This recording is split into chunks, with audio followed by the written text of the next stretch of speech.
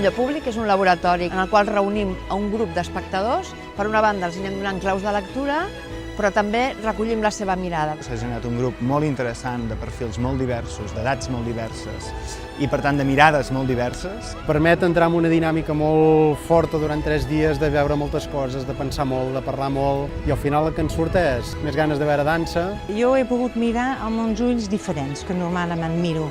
A part de la primera impressió, si a mi m'agrada o no m'agrada, és poder mirar com és que han creat aquesta obra i de quina manera.